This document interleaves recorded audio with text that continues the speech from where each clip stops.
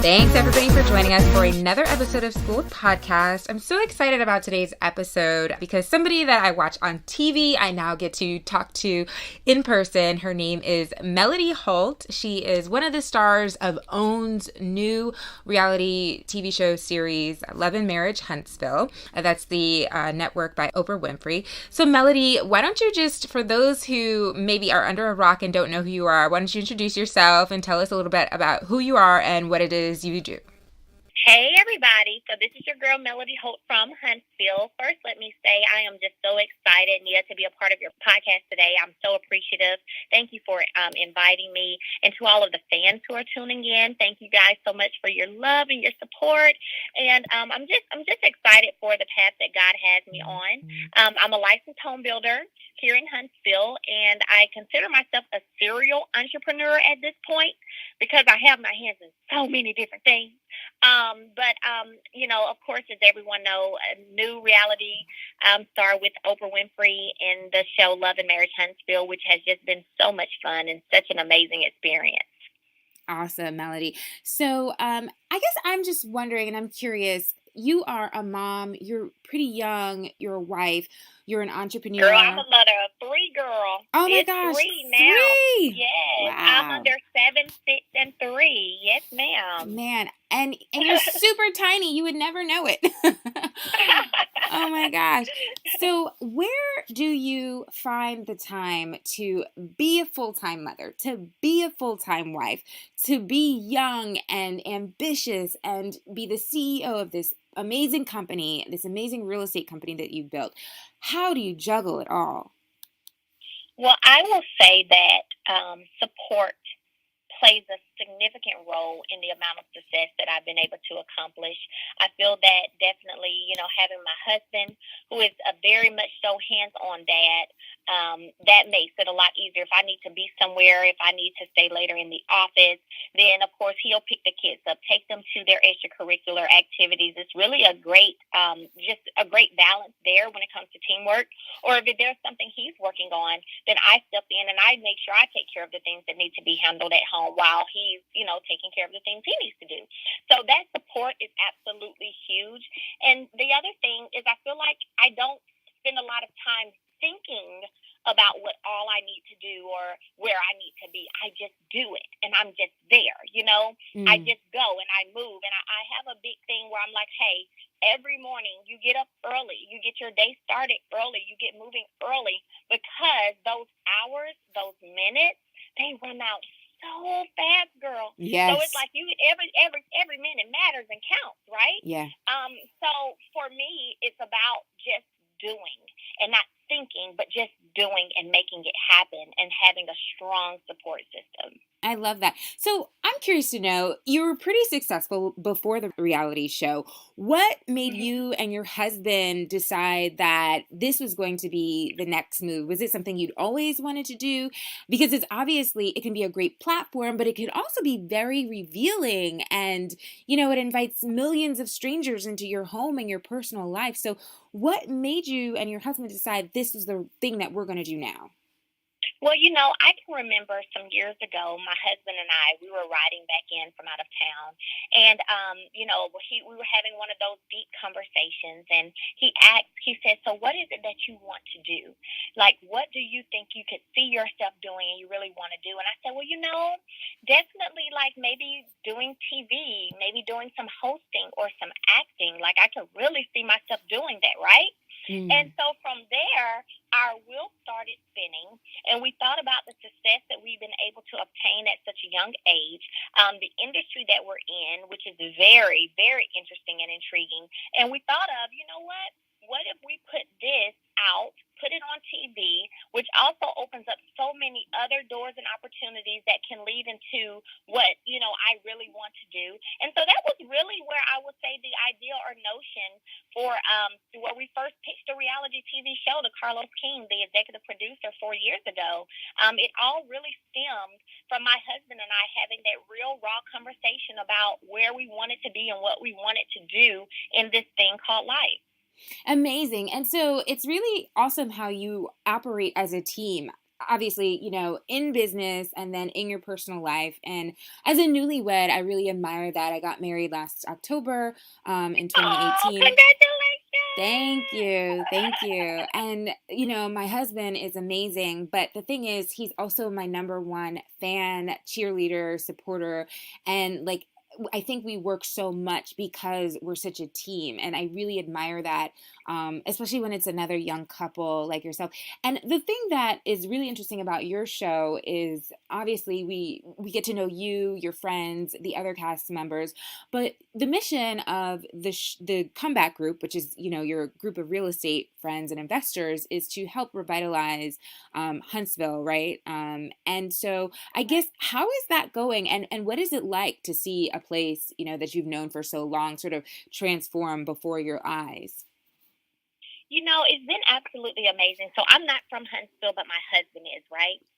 So he's been here forever. I came in 2004. And even, me wanting to come to Huntsville, I'll be quite honest, I heard conversations from so many people from my little small town, Brundage, Alabama, one red light, no Walmart, like that kind of a small, right? Mm. And I heard so many people who'd come and attended Alabama A&M University in Huntsville speaking on how great Huntsville was, how it was a great place for, blacks to be successful. And that kind of started intriguing me, right? Mm-hmm. And I was like, wow, okay, I need to check out Huntsville. So I made a visit to Huntsville, loved the city, not too big, but still not small. And definitely, we have the Arsenal, NASA. It's definitely an engineering tech space. So there are a lot of people who are successful here, and it was definitely great to see people who looked like me, to be quite frank. Yes. Really being successful. So, that's what really drew me into Huntsville, and now seeing it, 14, 15 years later, and just the growth that has continued to happen, and the people who have continued to come to this city, help it grow, continue to build it up. I mean, it's been amazing. And, we're just trying to do our part to, continue that effort and to be a part of the movement. And I think that's awesome. And it's kind of putting Huntsville on the map too, because a lot of people are not very familiar with it outside of, what it's mainly known for. So kudos to you for doing that. I'm really curious, being a woman, a Black woman, a young woman, we hear a lot, about women empowerment these days, the Me Too movement, making sure women have access to opportunities, to equal pay, that sort of thing. Obviously, there are a lot of, women in real estate, but not a lot of Black women who are home builders and, building really successful companies like yours. Have you found it challenging at all to exist in that space as a young Black woman? Well, so for me, of course, and I'm also a licensed home builder, so I'm definitely in a male-dominated industry, pretty much an industry that has been also reserved for my male white counterparts, right? And so I feel like it has been up to me to show that you need me in the room. Like, I want to be in the room, but you also need me in the room. And how do I show that you need me in the room? I've gone to tons of conferences where, there weren't many women. And I may be the only definitely Black woman, right? And so what I've done is I've found ways to show that, hey, I'm just as competent. I can get the job done as well. My husband and I, we work so closely together, so well together. It's kind of like when our minds join and come together to make something happen, we always put out an amazing product. And so there are challenges, but I think it's up to you when you're in that kind of field or industry where you're in the minority. It's up to you to prove and show that you've earned your way and you deserve to be a part of whatever is happening, whatever that industry may be, right? And so that's just what I continue to do. It's kind of like making sure that my blueprint, that it's there. I put my foot in the ground. I put my stamp there, and I'm showing, hey, I deserve to be a part of this process. So I love to wake up and have positive energy, positive thoughts through the day, speak positive things over my life, speak success, speak speak prosperity and favor. And by doing that every day, throughout the day, I don't live in fear of me being the minority, because I already know that as long as I continue to work hard, continue to speak that positivity over my life, I know that I'm going to get somewhere and I'm going to be successful. Amazing. Now, tell me about the rest of the cast. How did you get to know the rest of the cast members? Do real estate home builders, do they all run in the same circles in Huntsville? How did you get to know them? Okay. Well, Martell and some of them went to school, to college together. So whenever we kind of all came and started hanging out, the guys already knew one another. From there, eventually, the ladies, we started hanging together as well. We just all kind of started kicking it, to be honest. And from there, Martell and I, we were doing some filming, getting our pilot together and our sizzle together for our reality show concept. And so we brought them in, told them what we were working on, and, had them actually participate in some of that filming with us. And so it kind of really started, though, from the guys reconnecting who were friends when they were in college, or, Maurice and Martell were on the football team together. And then Martell knew Marceau from school, also at Alabama A&M University. And so from there, we just all started hanging out, taking vacations together, taking trips together. Marceau and Letitia have 3 small children who are around the age of my children. So, the kids, would play dates and just really having fun and just really, spending a lot of time together. So it's really nice because you all were friends before the show, like actual right. friends. And that's right. And I tell anybody that's kind of the difference when it comes to our show. It's not a casted reality show. There wasn't, there were not open calls to see who should fit in Love and Marriage Huntsville. We were all friends before the show. So that makes it very unique and very different because it's real. Right. It's real, And so that is my other question is, besides that part, what also makes your show distinct from other reality shows that have been on the air, for maybe a long time or not so long?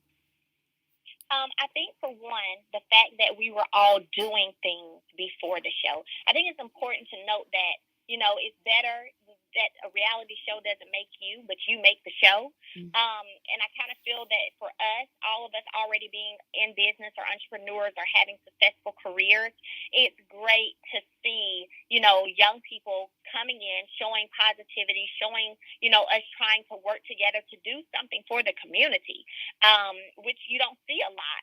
So I think putting that out there, and whether our effort works or not, it's planted a seed in so many people across this country, in terms of, hey, what if we work together as a unit and go back into our community that has been maybe overlooked or is poverty stricken where we grew up, and try to make change? I think we've planted some seeds across this country that will grow and blossom and, continue to make positive impact just on our nation as a whole. Yeah, that is amazing. It also strikes me that your show, it seems like the people are really genuine in terms of just the way you interact with each other. And we get a glimpse of that, especially your friendship with Kimmy and Letitia. And you guys had some tension throughout the series, throughout the season, but you always seem to come back to that place that you were in the beginning, right? That made you all friends. What do you think keeps your friendship strong despite the challenges that reality shows seem to bring? And we do see this a lot with, reality shows coming in between friendships, coming in between relationships. What do you think keeps your friendship strong on that show? I think that when you're bringing friendship into a reality show, whether that's, coming in as friends or developing close relationships with others who are on your show, and you eventually become friends, right? Because that can happen too. I think that the main thing is continuing to allow communication to be the forefront, because if you don't communicate things, then that leads to build up, and emotions and feelings that could be present that shouldn't even be present if you just would simply have a conversation. And so I think it's also important that you're transparent. with one another. It's not a time to put on, we all amp it up just a little bit, but it's not a time to put on for TV. I tell people what you see is what you get. The conversations you guys see us having, the disagreements you see us having, and the fun that you see us having. That's whether the cameras would have been there or not, because that's us, period, right? Mm-hmm. And so I think it's important, like I said, communication, transparency, and, of course it's better to come into something like this with a friendship that's already strong. Because if it's already strong, your foundation is already there. Just like in a marriage, if it's already strong, or if there's at least already a strong foundation that's there, when things come your way, when the wind starts to blow before the storm, then the storm hits, right? Mm-hmm. You have something to stand on. So I think it's important, that you have that's important going into this world, because, girl, everybody and their mama have opinions once you get on TV. So, me personally, I stay away from the groups. I stay away from the YouTube reviews. I don't go on trying to read everybody's comments about things, because at the end of the day, you have to live your life, be friends with who you want to be friends with, be married to who you want to be married to, and just focus on the positive. So, that's kind of how it's been for us. Now, I'm sure the reality show has brought a lot of success and, given you a larger platform. Is there anything, though, about being on reality TV that you found disappointing or surprising that maybe makes you think twice about it? No, to be honest, I haven't, girl. I really haven't.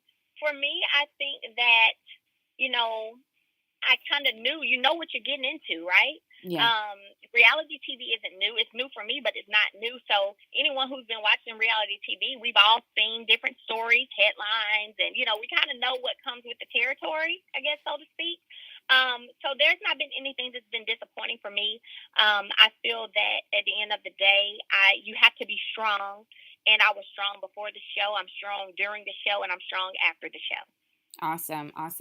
Now, on the show, we get a very up close and personal look at, what it's like to be the young, working, successful mother. But we also get to see you as a wife. And you were surprisingly revealing. I mean, I have to say, I didn't expect, when I saw the previews and read about, the show before it aired, I just wasn't expecting what I saw. And I was really amazed at your honesty and your lack of sincerity and the rawness of your emotion when it comes to the difficulties that you're facing in your own marriage. So Can you kind of take us through why you decided to open up about your marriage and how it's either helped or not helped? Okay, sure. Well, whenever we started filming, like I've said multiple times, on several interviews, I've made it clear that we could have gone on this show and put on this big facade and acted like everything was perfect. But we decided that, people see that all the time. It's enough of that. You have the social media persona where everybody's looking at people's Instagrams and people's Facebooks, and they feel like, oh my gosh, they have the perfect life. And then that person who's going through, it makes them feel like, but I'm going through all of this. What's wrong with me? Why is my life not like this? So it was important for us to pull back those layers and show real, to show people that, you know what, we're going to be transparent and show you're not alone. You're not the only person who's going through whatever it is that you may be going through, right? Whether that's in your marriage or with a friend, with friendship, any type of relationship. So we wanted to put our truth out there. We wanted to be able to live in our truth. And that's just kind of the way that we've always been. We don't, Martell and I, we're not the people to really just try to put on for you. We're going to keep it 100. And that doesn't mean everybody's going to agree. I've had tons of people in my inbox who said, girl, why did y'all put y'all's business out there? Then I've had a ton of people in my inbox who said, oh my gosh, I'm in this place right now. Thank you so much for your transparency, because I thought it was just me. Or people who's like, girl, I've been where you are. It gets better, praying for your healing. So I feel that at the end of the day, it's turned out to be more ministry. I've written back so many people encouraging them, speaking with them. I just had my inaugural Mimosas with Melody, where we had, tons of women there where we were able to pull back the layers and get to the heart of the matter on some things. And that's what it's all about. And that wouldn't have never happened had I have gone on the show and acted like my life was perfect, you know? Right. That never would have happened. There probably wouldn't have been a mimosas with Melody, but so many people were reaching out, and I said, I can't have lunch with everybody, but I can put on an event and allow people to come, and we can share, and we can talk, and we can encourage, and we can, you know, get to the heart of the matter. So for us, it has been amazing. Even Martell, he shares with me, there are men who come to him and are like, look, how did you stop? How did you get over it? I'm in this place, but it seems like I just can't stop. How do I stop? You know, it's become kind of like a ministry almost. And for those who don't know, what we're saying, what Melody's talking about is on the show, it is revealed that her husband had been unfaithful, and he wasn't just unfaithful. Right. He carried on a relationship with another woman for over a year, I believe. Yes. Uh-huh. And she found out in one of the worst ways, right? Through a phone call. And you know, for all of us who've been there, because I know I have, and not with my husband currently, but previous relationships, it is like a feeling. It is almost like death. It is almost like, when you trust somebody that much and you feel that betrayed, you feel like something or someone has died, right? And so I think so many of us could relate to you in that moment. And so my question is, though, how do you come back from that? Because a lot of us would just walk away, right? And that's the easiest thing to do. Yes, exactly. And then also, the thing is to just walk away and try to start anew. But I think that, again, going back to my statement earlier about the foundation is so important and so matters. I'm not going to tell you that if this had happened in year one of my marriage, that I wouldn't have walked away. But this is our first time experiencing this. We're 11 years in come July. And so we do have a foundation. We do have years of not having issues and not having to deal with infidelity and, building businesses together, having a family and children together and enjoying one another, being each other's best friend. We have a decade of that, right? So that foundation definitely played a role. But I will say that getting over something, like infidelity, it does feel like death at times. There's some mornings, girl, that I didn't want to wake up. There's some, I would say I was probably definitely depressed, even though I wasn't diagnosed. I'm sure I was, because, again, I felt like it was me, and why me? And I was the only one. And that's why, again, it was so important to put our truth out there so that other women would know you're not alone, But I would say time is the answer. It takes time to heal, a lot of prayer. There were a lot of days I spent in my prayer closet because at the end of the day, the healing of the heart can only come from above. And when God heals your heart, then it's healed. But if you ever are looking to your spouse, whoever it is who, did you wrong or betrayed you, to heal your heart, that's never going to happen. God is the only one that can heal the heart. But what that spouse can do is also work on building the trust, can work on making you feel comfortable again, to work on showing you, hey, whatever it takes, I am all in. So, there are different layers for sure to overcoming, infidelity in any relationship. And it's really interesting because we think of a lot of our, mothers and grandmothers who were in relationships that, infidelity was a factor in, who stayed, and we think, we're younger. I'd never do that. Right? Like in this day and age, you don't have to stay. Women are more successful. Women are more independent. We can do whatever we want. And it really just goes to show you that some of these issues are just timeless. It doesn't matter what generation you're in, right? No, it doesn't. Yeah. So, with that said, how do you, so you've gone through that really tough period. Now you're on the other side where you're healing. What do you do to keep your marriage going, to keep it healthy, to keep it happy, to make sure you never go back to that place ever again? Well, I will say that our communication level has definitely gotten 10 times better. And in that, I mean, we don't, it's one thing when you're just holding things in versus expressing them and, being upfront and honest with each other. So that helps a lot. just knowing if I have a problem or if there's a need or something that I want, I'm going to communicate that to you, and he's going to communicate it to me, and we're going to figure it out. But it's kind of like once you go down that road and you see how it affects the person you love, you see how it affects your family, your children, that's a road you just don't want to go down anymore. And I think, girl, for Mr. Holt, the way I was throwing it at him so much all the time, getting them, girl, just getting them every chance I could. Yeah. I'm sure he's like, yeah, I don't want that Melody ever again. Yeah.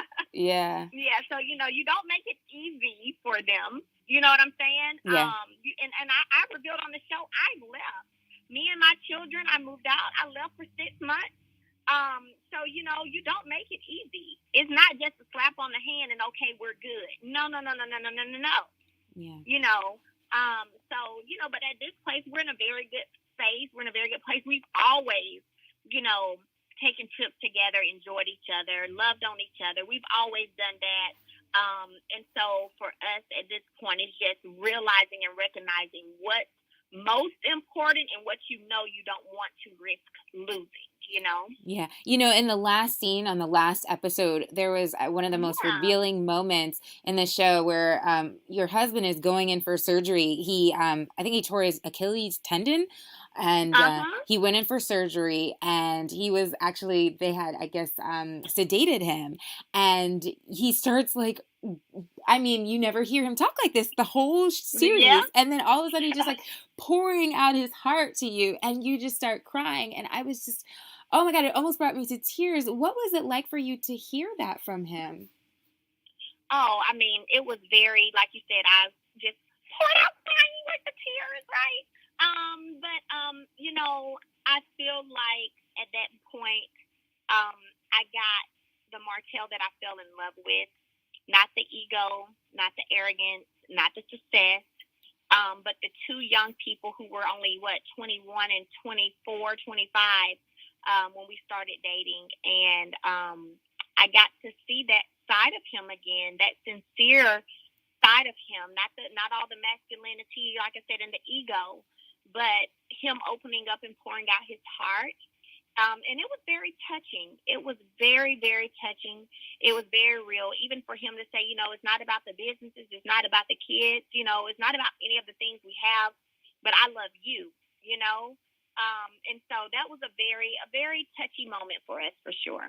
Do you think the success that you and your husband have experienced, do you think it always makes you and your husband, how do I say this, more vulnerable to situations or people who want to come in between you and your marriage and what you've built? Oh, most definitely, girl. People, there are people out here who are always looking for come-ups and trying to find the easy ways to get come-ups. So what better way than to attach yourself to somebody who's already successful, right?